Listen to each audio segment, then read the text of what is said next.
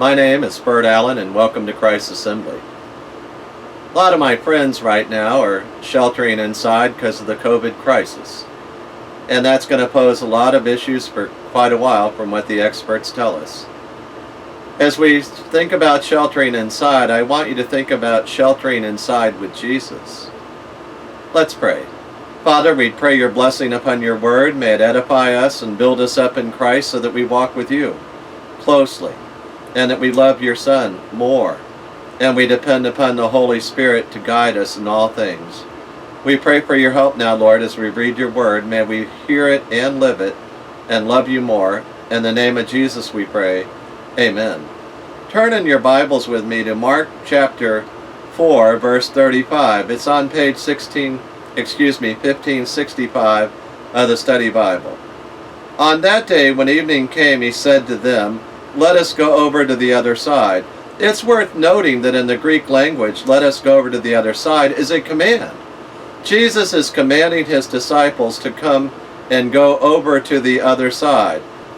Leaving the crowd, they took the boat along with them, took him along with them in the boat just as he was, and other boats were with him. And we know something about the people on those boats with Jesus, that his 12 disciples had 4 men included in that group who were professional fishermen. Peter and Andrew were brothers who were casting a net, and they were fishermen. And James and John, the sons of Zebedee, left their dad when Jesus called them in the boat, mending the nets. So they had more than one boat, and they had a group of slaves apparently helping them with all that. They too had their own fishing business. Here's the point. When professional fishermen that are used to making a living out on the Sea of Galilee are worried about the conditions that arise, then it would be normal and natural and reasonable from a human point of view to be worried. Well, what should they be worried about? Well, let's read some more. Verse 37. And there arose a fierce gale of wind, and the waves were breaking over the boat, so much that the boat was already filling up. Well, reasonable, maybe not reasonable, because we always do what God said. What did God say? God said, "I command you to go to the other side." We are going to the other side. Let us go. Notice the us. We're all going. We're going to get there. It's a command of God. God never commands us to do anything unless he always provides the power to do it.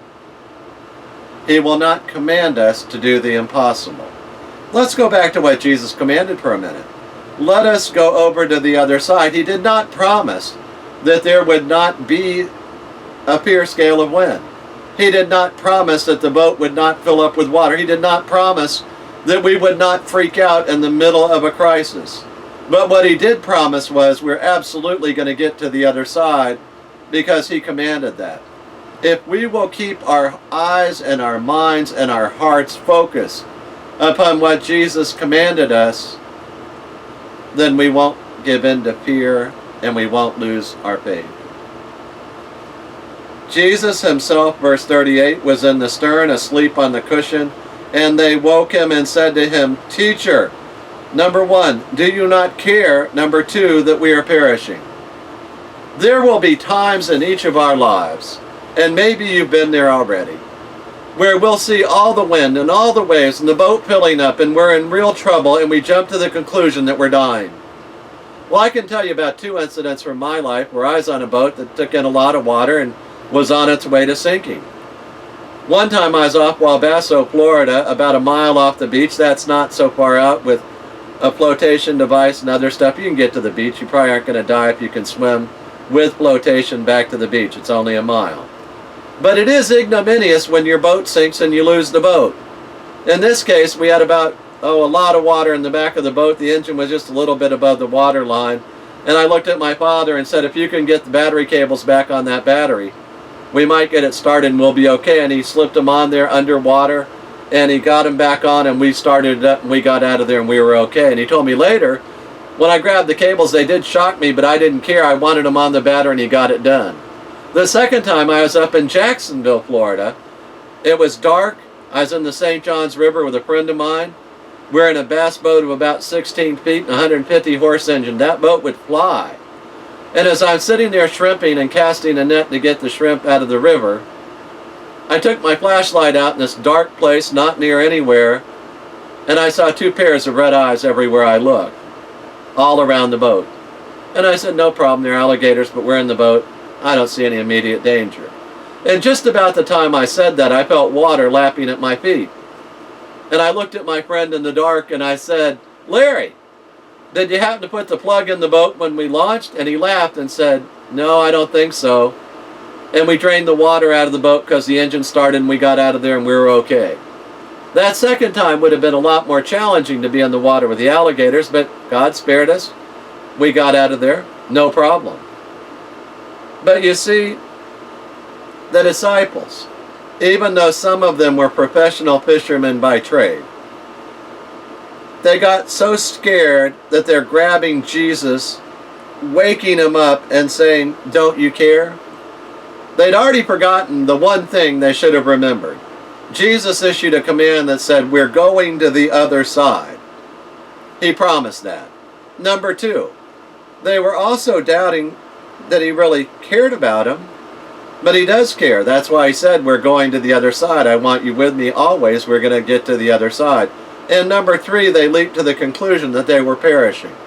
When our fears start going, when we get really wound up over stuff, we start to lose our faith and stop thinking faith thoughts and thinking fear thoughts, and our emotions get involved and we get all worked up, we get scared to death, and we start shaking Jesus. And instead of shaking Jesus, we should have been thinking, no, he said we're going to the other side. Well, I want you to remember that the professional fishermen had thoroughly evaluated the situation and said, this is going to sink. We're in bad trouble in the boat. This is serious stuff. But they came to the wrong conclusion that they're perishing, and they forgot, because of their fears, that Jesus said, we're going to the other side. Absolutely going to the other side. Well, let's read what happened after they do that with Jesus, where they say, teacher, do you not care that we are perishing? Verse 39. And he got up and rebuked the wind and said to the sea, hush, be still. You see, the only reason we are going to get to the other side is because Jesus is going to use his hush, be still power. Jesus is going to use the power he has to calm the wind and the waves and just utter the words, and they lay down and it's flat as a pancake, utterly calm. And the wind died down and it became perfectly calm. But Jesus isn't done yet, because now he wants to talk to the disciples. Remember, he always loves to seize a teaching moment. And he said to them, why are you afraid? First question. You see, as we look at the wind, the water, and the waves, and we hear the wind screaming through our ears in a gale force, we're not thinking about Jesus and what he said. Because what Jesus said is, we're going to the other side. What I'm thinking is, we're going to die out here tonight. Jesus never said, we're going to the middle of the sea tonight and drown out there in the middle of a storm. No, he said, we're going to the other side, but he already knew that. He knew it because he's God in the flesh. And we can trust him every day, all day, and never rely upon our own professional thoughts, our own professional evaluations, our own human skills, and our own human thoughts. We can't let our fears carry us away, and we can't be overwhelmed by COVID or anything else that comes our way. Jesus said, I command you to go to the other side. We are all going. But he had a second question for them. Having dealt with their fear and said, why are you afraid? He then says, do you still have no faith? You see, when our fears rise, our faith falls. Fear rises, same instant, faith falls. If you have great fears about COVID or about death and dying, today's the day you get squared away with Jesus Christ. Today's the day you accept him and say, I believe that you died on the cross for me. I confess that I am a sinner. I understand that you died in my place. You paid the death penalty that I deserved. And you pray a prayer like this, Lord Jesus, I confess that I am a sinner. I believe that you died for me. I accept the free gift of salvation right now by faith. I believe that you love me and you died on that cross for me. I confess you as Lord with my mouth, and I believe in my heart that God raised you from the dead. I repent of my sins, and thank you, Lord, that you've given me the free gift of eternal life, and my sins have been forgiven. Amen. If you never prayed that prayer, today is the day, now's the time. But I want to go back to the text with you. Do you still have no faith? Jesus is not questioning their salvation. He's questioning, have you learned to trust what I say and believe what I command will actually take place? Last verse. They became very much afraid and said to one another, who then is this, that even the wind and the sea obey him? You see, with Jesus, having him in the boat is one thing, and that's a lot more scary after Jesus says, hush, be still, and the whole waves lie down.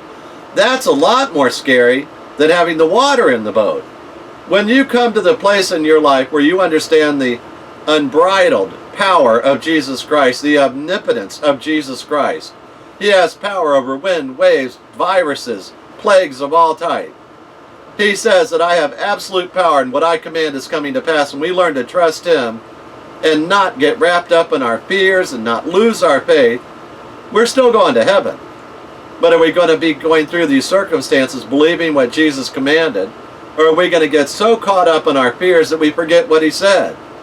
So in closing, I want to bring you back to what Jesus said. Let us go over to the other side. We're all going to the other side with Jesus.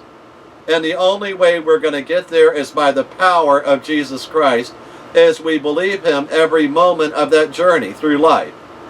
We believe that what he says will always come true. We believe what he says, that if he says, I've forgiven you of your sins, our sins are forgiven. We believe him when he says that we'll get through all these things by his power, because he has the hush, be still power like no one else has. They ask that great question at the end. Who then is this that even the wind and the sea obey him?